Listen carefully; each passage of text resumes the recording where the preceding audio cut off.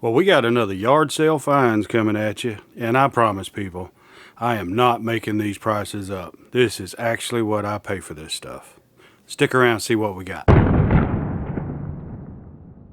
So item number one is a box. So it's watertight. So this is some kind of a fishing gear kit. So what we got in here is some fishing skirts by Netcraft, silicone breather skirts. And what we got here, Chart Glim. That one is blue chartreuse. So I guess I was close enough. All right, Chart Silv Chartreuse Glim and Chart Silver something Gumagali. And then these are, so this was an estate sale, and so this guy made lures, which I tie flies, and I'm probably going to do some videos on tying some flies. And I've got some tools for making lures, and I always wanted to get into it. And I've got a little jig to bend and all of that, which I'm going to get out and get it all together. And I'll probably do some videos trying to learn how to do that, and you guys can see how slow I learn stuff. But anyway, so this was a estate sale. I don't have the history on the guy, but these were made by him. Multiple blades, and there's some beads in here, and some eye hooks. I mean some swivels. So anyway, so this is the first item, but you can see that he used a muffin tin, and this is an aluminum muffin tin, to hold all of his stuff. So anyway, so there, I mean, it's tons of options. Options. You know I love options. But there's more. I just want to take a quick second. If you enjoy this kind of stuff and you enjoy spending time with me here, I would like to ask that you would like and subscribe, comment below. So just let me know down below if you want to see some stuff or you're interested in just whatever. Chances are I've got it somewhere, and I'll dig it out and find it for you. Right here. It's, and I can't remember what this stuff was called. I've got a bunch of it. I got a whole bunch more outside with my fly tying stuff, and well, that's what they call it, Protect powdered paint. So this stuff right here, the way I would use it is jig heads and stuff like that. I would heat them up with a torch a little bit, and I just dip them in here, roll them around, pull them out, and it'll melt, and you're done. Hold it in your hand, blow it on a second, toss it to the side, you're finished. Otherwise, I have done them before to where this is like a powder coat, and you just dust the jig heads, and then you'll take that jig head and you'll hang it in an oven, let it bake for a little bit, and it bakes this enamel paint. And so that's how you would set the paint on them. So I got yellow, chartreuse, or it looks like chartreuse to me, black, and then white. And I have all these same colors. I even have some kind of sparkly type colors that looks almost glittery. And maybe we'll do some jigs together. You might want to go white perch fishing, who knows? Just a conglomeration of treble hooks. But you know what? A fish really don't care a whole lot whether your hook is shiny once he gets hooked on it. And then he had some larger hooks. Them big old mammer jammers there. I have to clean this mat up, getting ugly. And fish hooks, 3406B 4/0, 100 pieces. So these are a bunch of 4/0 hooks, about comparable to those. So I guess those, and those, yeah, I would say those are probably 3s or 4s. Probably would have spent more than I did. So there's more. Let's see what else we got. Tools. How are you gonna make fishing lures without tools? So these are the stainless wires, tons of them. Let me tell you, I got a bunch of them now. I got a whole lot, a bunch of them, and they look like about the same size. So these are the same seams, appears, and these are closed eyes. You can see, already twisted. These are a great pair of scissors, hard, strong. I'm not going to break these like I do everything else I try to use, because I don't cut cloth. I just cut stuff you shouldn't cut with scissors. And I love these old side cutters and stuff like these, right? These wire cutters here, and these. In this little tool right here, I don't have anything like this, and I'm not sure if it's specific to making these baits usually. Okay, so now we're getting into some tool stuff, which I love. Warner, an old Warner box cutter. Really fresh blade in it too. Wow. I might just leave that in here. Who knows? A dryer plug, which, I mean, I can actually reuse that, so, oh, my goofy goober self, I'll keep it. I wish I wouldn't, but I will. They're for grabbing gaskets and O-rings and stuff out of things. So here is a tubing bender. I seen one at Harbor Freight, started to get it for a project I was working on and didn't. So you take and put your tubing in here, and then you can clamp this down on it and roll it around. This is for bending tubing. This is 3/8. These are like size specific. And so here, always grab rat tail files. These little files, and that right there I can tell you is a chainsaw file. So these are nice. So and these files right here always come in handy. Tight corners and round off shoulders and stuff. So this is something I always pick up, but they don't last forever. And so you once you get done using it and you can't cart it off no more, then toss it, or it's hardened so you can actually make stuff out of it. This, okay, don't pay no attention to that, but this, I have seen these around, or actually this was separate from the rest of the stuff. I paid half of that. I paid $6 for this. And so you get these every time you get a grinder, cheapo whatevers, or you get some semblance of this, just a head like this that you get with a grinder, or you buy a cheapo or whatever. But this right here is a dressing tool for a grinding stone. And you take this and brace it on your pedestal, your platform. Your grinding wheel would be right here in front of it, and you take this and you would run it, you would roll it back and forth across that grinding wheel. And you would wear that grinding wheel down. And like you round your edges off, and you need a good sharp flat face on your grinding stone. Well, this right here will dress the front of it back to that flat face. It's great to have this stuff right here. So, no, that's not all we got. We got more.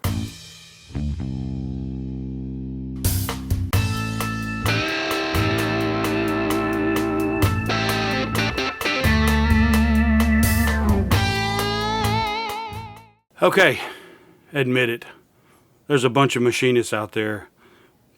Some of them are a little upset, piling all this on top of each other, and some of them are just drooling right now. So I'm going to try to sort the good stuff, and we'll talk about it, and I'll just kind of show you a lot of the smaller stuff. So we'll be right back. Okay, so this is about the best I can do in this little limited spot right here.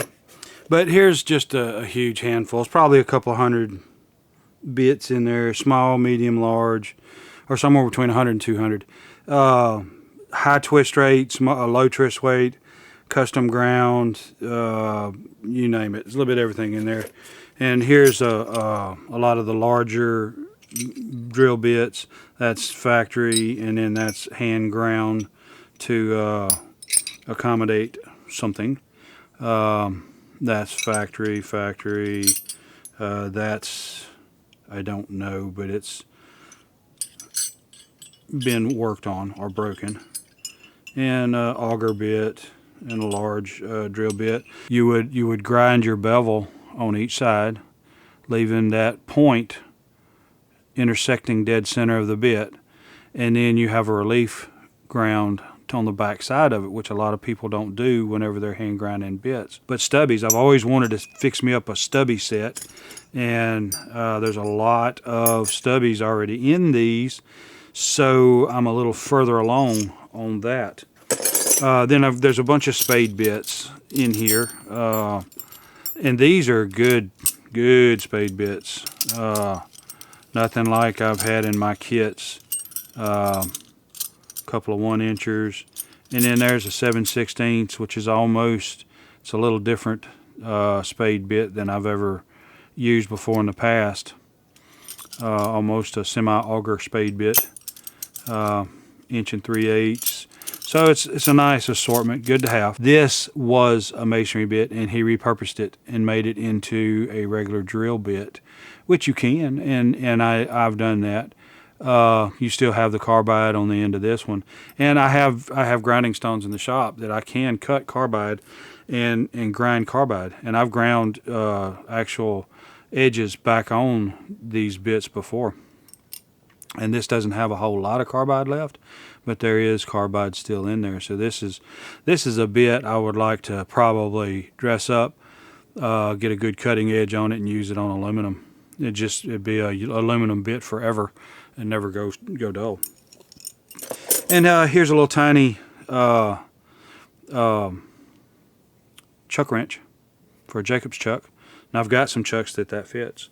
And then here's just some lead. This is some lead bars and stuff that I'll end up melting down for something. This right here is H&H, 6-ounce H&H lead weight. I probably won't melt this down. I may just leave it sitting in here because that's kind of cool. 6-ounce, that sucker's heavy. That's got to be some kind of deep sea weight there. Just the fact it was cast H&H is probably worth keeping. He had it in a drawer, and that's where I found it, in a drawer, not with his fishing stuff. So he was keeping it himself. So we got that, and then here's some more masonry bits. Same difference. This right here, I probably wind up taking and chucking in my lathe and cutting these flutes down smaller, so this head's got more clearance, and using it for an aluminum bit. And a nice tap wrench. I've got a few of these of smaller ones, and some of my dad's stuff, nice Craftsman stuff. But this is, I think, the only big one that I've got, and it feels like a really nice piece of equipment. And then a hole gauge. This is nice for measuring, checking your screws, in just anything to see what diameter it is. It looks like it's got millimeter as well as fractions. So that's always nice to have. I never can find one when I need one. So, and in a lot of cases with drill bits where you can't read the numbers on them, it's great to have that to stick it in there to see what diameter it actually is. And so I kept these out because these are like purpose-made drill bits. But here, if you look at these, you'll see that they are high twist rate. All of these are, and I've got more. I've got a lot more in the box. And so these, I don't remember what these high twist rate drill bits were designed for. Anyway, some cool stuff. It's definitely some awesome stuff here, in my opinion. And then I saw this, and I just grabbed it and said, hey, how much? Well, just include it with the pile. And I paid a bulk rate for all of this stuff. And so this right here was cut down on a lathe. All this is a leftover or a left-off cut-off of stainless steel hex stock. And then there was more, but a lot of it was just corroded and everything. So I just got these because they had a decent amount of solder left on the reel. So I'm not going to do it again. Yeah, there's more. Fitchburg or Pittsburgh or Pittsburgh or something. But a thread gauge. Can't never have enough thread gauges. Well, I mean, you probably only need one, but I need like 14 million thread gauges. I need a thread gauge by all 3 of my lathes. I need a thread gauge in every toolbox. I need a thread gauge in every drawer of every toolbox in my shop. I need a thread gauge in my pocket. I need a thread gauge stapled to my forehead when I go into my shop, because I can't find one when I need one. That's why I need all the thread gauges I can get. So I got me a nuttern. All right, these are kind of cool. So it's kind of made like a Dremel chuck. You loosen it up.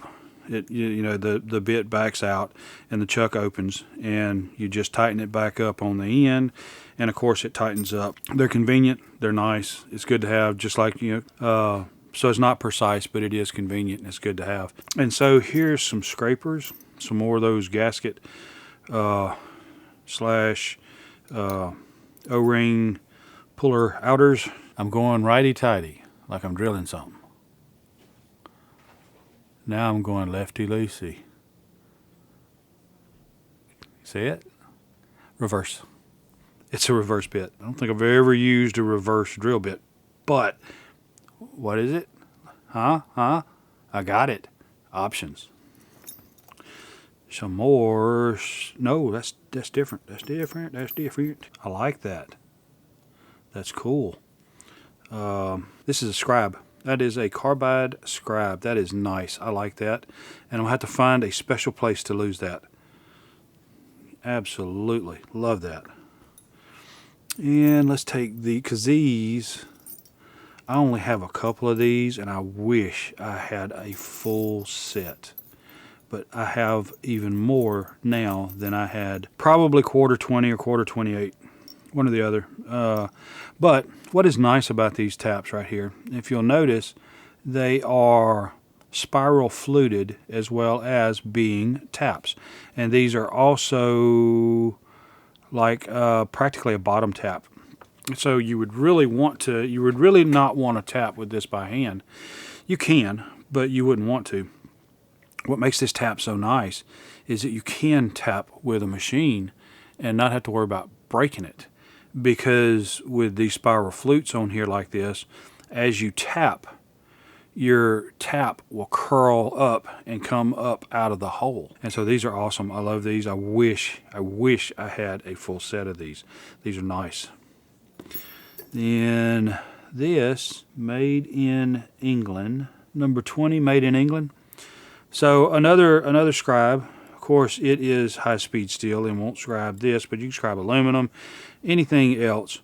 And you could probably even just put a drill bit in here if you wanted to use it in that fashion. But that's awesome. That's going to go with this one. I'm going to lose it right along with this carbide one. And then here is, and just grab one of these little, see if I can even get one in my hand. And I don't even know if this will go down small enough. Little tiny, I mean, you can see how tiny that drill bit is. So and I've got a ton of little tiny drill bits like that. So that's great to have. And then we got this. And this right here, this here, I don't know what it is. It's a hardened poker, and it'll poke you in the hand every time you reach in your toolbox. That's what that's for.